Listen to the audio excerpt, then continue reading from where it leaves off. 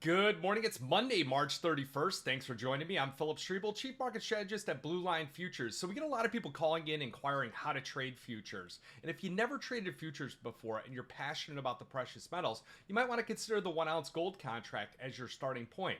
It's more efficient and cost effective than buying the physical. And when you get comfortable, you graduate to the 10 ounce contract. So every $1 move is going to be $10. With the 1 ounce contract, every $1 move is going to be $1 move in your account. So gold up $36. If you bought it on Friday, you'd be up $36 in your account with that 1 ounce contract. So let's kick it off here and check in on the markets here. So the global stocks, they are under pressure here with the S&P 500 heading for a 1% loss as intensifying worries about the impact of U.S. tariffs. Remember the key date? Everyone's talking about it, April 2nd.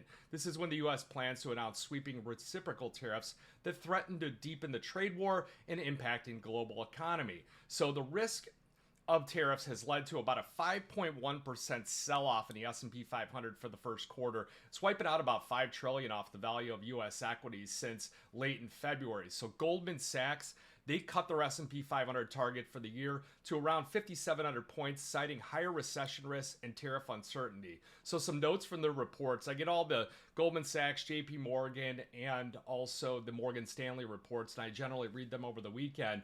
Goldman cut their estimate to 5,700. They also cited a 35% chance of a recession, and they increased from 2 interest rate cuts to now 3 this year. I think it was July, September, November is where they're looking for different interest rate cuts. Now, looking at Morgan Stanley, they got 5,800. JP Morgan increased their recession bet to a 40% chance. So shifting to another market moving kind of story over the weekend that I was really monitoring is specifically the gold and also the oil market. So gold up $36, oil up 23 cents, but oil was over $70 at one point, or 69.59 last, got over $70, 70.14 as the high. So President Trump said that he's very angry and he used stronger words with Russian President Vladimir Putin and would consider secondary tariffs on Russian oil if a ceasefire with Ukraine was not reached. Trump threatened to put a 25 to 50% tariff on all oil coming out of Russia if a deal isn't made, which would affect countries like India and China that buy that Russian oil.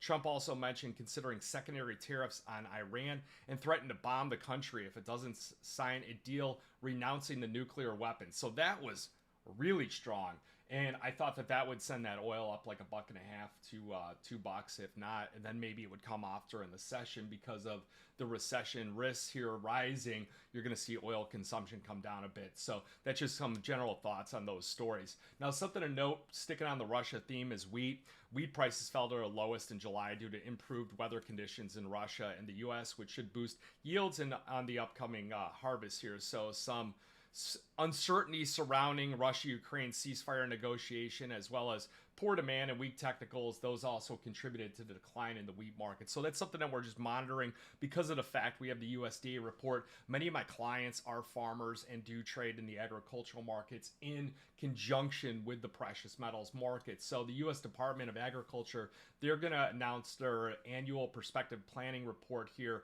It's expected to show a small increase in wheat acres and a spike in corn seedings, while soybean and cotton are expected to get scaled back. So corn futures are on track for a weekly decline. That was last week, more than 3%. Soybeans were around flat. So looking at a couple of the strongest markets here based on technical strength. Again, I use short-term, medium, and long-term technical indicators. Well, it's gold and silver, but silver I'm slightly suspicious on, and I had this about copper when you had that blow off top, and I mean, I don't want to upset people because of the fact that, hey, we all want to see silver hit $50, whatever, but we ran into the double top, we closed above it, and then we ended up back below it. So it was not a clean breakout to the upside on the silver market. Remember, silver, 54% of it is industrial demand, and you see copper futures down about 10 cents at 502. Copper ran up, and it's a buy the rumor, sell the fact, just like what we saw in aluminum and steel prices on the tariff announcements. They tend to peak once the tariffs are in place, and then they come off, just like a lot of times gold makes its peak when you get the first interest rate cut, and it starts focusing on how many of these cuts are we going to have left. So it seems like the wind kind of dies out behind some of these markets once the reality of the fact that it's been waiting for comes into play. Now, I don't want to get into the the support, the resistance, the pivots. I'll put all that in the Metal's Edge, so be sure you get that report. If you don't get the report, just shoot me an email and I'll send it out to you. So looking at gold above 3,100 for the first time. That's on the spot market. Fresh record highs, hit 31.15 an ounce. Concerns of the global trade war, up 18% year to date. That's why I said consider the 1 ounce contract if you never traded futures before, because of the fact that, you know, you're limited on your risk to, if gold went to zero, that's how much your gold prices, they shouldn't go negative. But we'll see what happens there. But anyways, that's a whole nother topic of discussion with crude oil going negative back during COVID. So that was kind of wild, because you do have to pay storage for gold, and if no one wants it, well, someone's got to eat those storage costs. That's how it could go negative, but that's a whole nother story. So anyways, they're just citing central bank buying again, safe haven demand, rising geopolitical concerns, macro uncertainties. Several banks, they raised their estimates. So Goldman Sachs up at 3,300 year end. And then you look at copper down 10 cents here. U.S. has the world's 7th largest copper reserves. Latin America, if you look like down in Chile, it's like all hands on deck to raise production. So we could see that if a recession comes into place and production increases, perhaps maybe prices readjust a little bit lower, but I expect them to hold this upper price band. So looking at the ETF flows from the previous week, this is something that I've really been monitoring and I don't miss on a day-to-day basis. Exchange traded funds, they added 12,000 ounces of gold holdings on Friday, and they also added 290,000 ounces on silver holdings on Friday. And if you look at last week's changes, so last week it actually reduced a little bit. Gold from its high session came down about 3,000 ounces. Silver increased 6 million ounces, so big boost there. They had reduced their platinum holdings and they increased their palladium holdings. Palladium's got a nice chart pattern, in my opinion. The problem with palladium, 100-ounce contract, every dollar moves $100. The bid offers are wide.